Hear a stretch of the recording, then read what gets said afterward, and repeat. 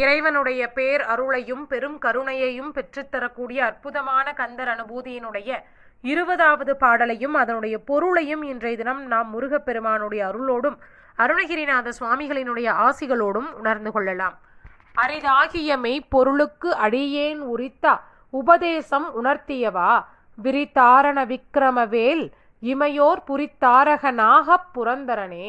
அருணகிரிநாத சுவாமிகள் இந்த அனுபூதியிலே முருகப்பெருமானை விரித்தாரணன் என்று அழைக்கின்றார். அதாவது விரிந்து கிடக்கக்கூடிய இந்த உலகத்தை காத்து நிற்கக்கூடியவனே, விக்ரம வேலனே, ஜெயந்தியை உடையவனே, இமையோர் புரித்தாரக, இமயம் அதாவது தேவர்கள் வாழக்கூடிய அந்த அமரர் பதியை காத்து நிற்கக்கூடியவனே, நாகப்புரந்தரனே, நாகலோகம் தேவலோகத்தினுடைய அதிபனே, தலைவனே, பேரருள் பெரும் கருணை கொண்டு சிறியேனான எனக்கு ஞான உபதேசத்தை தந்து உன்னுடைய அடியேனாக என்னை ஏற்றுக்கொண்டாயே, உன்னுடைய பேரருளும் பெரும் கருணையும் எப்பேற்பட்டது என்று அருணகிரிநாத சுவாமிகள் வியந்து முருகப்பெருமானிடத்திலே மனம் உருகி சொல்லக்கூடிய அற்புதமான அனுபூதி இந்த கந்தர் அனுபூதியினுடைய 20வது பாடல்.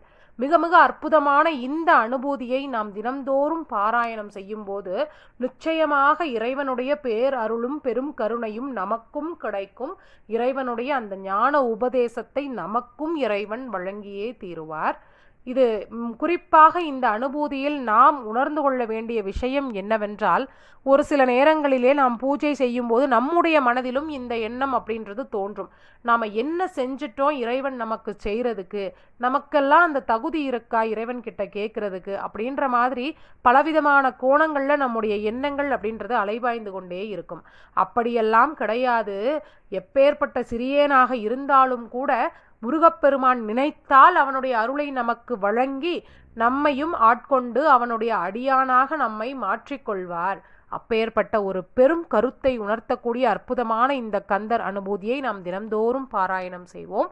முருகப்பெருமானுடைய பேர் அருளையும் பெரும் கருணையும் பெற்று நல்ல முறையிலே வாழ்க்கையை வாழ்வோம். வெற்றிவேல் முருகனுக்கு அரகரோகரா.